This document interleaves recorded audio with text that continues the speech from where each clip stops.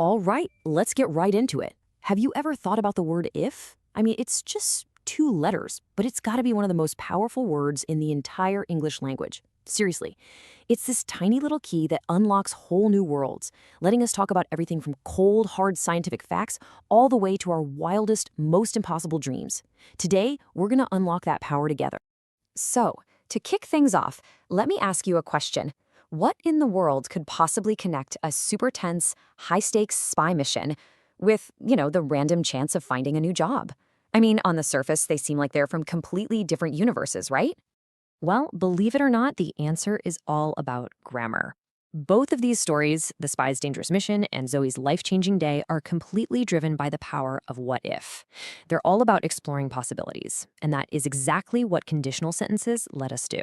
Okay, so let's start our journey on what I like to call the reality spectrum.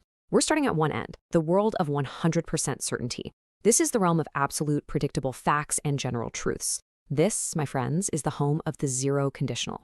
The zero conditional, that's our go-to for things that are just always true. And here's the secret test. It's super easy. In these sentences, if means the exact same thing as when. If you can swap those two words and the meaning doesn't change one bit, boom, you're using a zero conditional. And check out the structure. It really couldn't be simpler. It's a perfect match. The if part is in the present tense, and the consequence, the result, is also in the present tense. Simple, elegant, totally predictable. I mean, just take this classic example. If you heat ice, it melts. This isn't a maybe, right? It's a straight-up law of physics. It happens every single time without fail. It's a general truth and a perfect, crystal-clear example of the zero conditional in action. Okay, so now we're going to take a step away from that 100% certainty and move into the world of the possible. We're now dealing with real, actual future events that have a pretty good chance of happening. So, welcome to the first conditional. So the key word here, you guessed it, is possible. This is the grammar we use every single day when we're making real plans or making promises we actually intend to keep, or even making threats about things that could really happen. Now, let's look at the structure here. The if clause, that part stays in the present tense, just like before. But, and this is the important part, look at the consequence. It jumps into the future tense with the word will. That one little change is what takes us from a general truth to a specific, possible future event. Let's go back to our spy. His boss, Mrs. Seymour, makes him a promise. She says, "If you find him, I will be extremely pleased." See? This isn't a general truth. It's a specific future possibility. She genuinely believes it's possible he'll find his target, and she's telling him what the real consequence of that success will be. Okay, deep breath. We're about to take a huge leap along our spectrum. We are leaving the world of the real and the possible completely behind, and we're jumping headfirst into the hypothetical, the improbable, and the purely imaginary. This is second conditional territory. This is the language of daydreams. It's what we use when we think, what if things were different right now? We use it for totally impossible scenarios, for super unlikely situations, and of course for giving advice with that classic phrase, if I were you. And the grammar itself signals this shift so beautifully. The if clause actually moves into the past tense, which, is this really clever trick English uses to show us we're not talking about reality anymore. And the consequence now uses would. So when you see that past tense and would combo, we're officially in a hypothetical world. This is just a perfect example. The world would seem wonderful if you were in love. What's that really saying?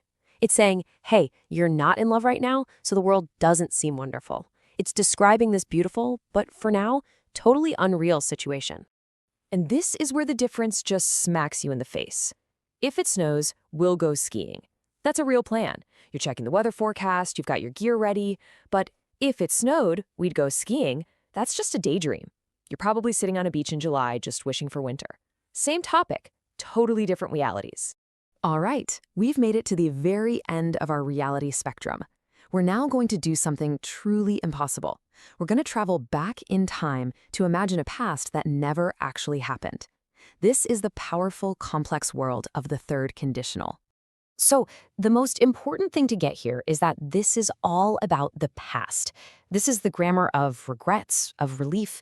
It's the ultimate what could have been machine. The condition is 100% impossible because, well, you can't change the past. It's set in stone. And yeah, the structure looks a little complicated, but it's for a reason. It uses the past perfect, had done, in the if part, and would have done in the consequence. It's like a grammatical lockbox, sealing both the condition and its result safely in an imaginary past that we can never, ever change. And you know who's the perfect person to help us understand this? Zoe. Her story is the perfect case study. Her entire life took this massive new direction because of a chain reaction that all started with one simple, unchangeable past event. She missed her bus. So let's play this out. It's like a chain of dominoes in an alternate universe. It all starts with the bus. If she hadn't missed her bus, well, she wouldn't have gone into the cafe. And if she hadn't gone into the cafe, she wouldn't have seen the advertisement. And of course, if she hadn't seen the ad, she wouldn't have applied for the job that completely changed her life. It's a perfect chain of imaginary events in the past. And just to blow your mind a little bit more, you can even mix these things up. A mixed conditional connects an imaginary past to an imaginary present. For example, if she was better organized, she wouldn't have missed the bus. This connects her general personality, a present thing, to a specific past event. Pretty cool, huh? Okay, so let's pull all these threads together. We've journeyed all the way from scientific fact to literally rewriting history. So what does it all mean?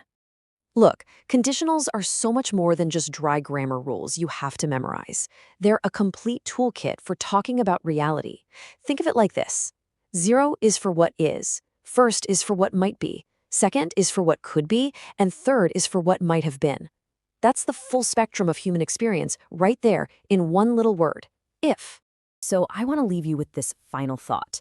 A little homework for you, using the very grammar we just mastered. If you could rewrite one single moment from your past, what would it be and what would be different now because of it? The answer, well, that's your very own third conditional story.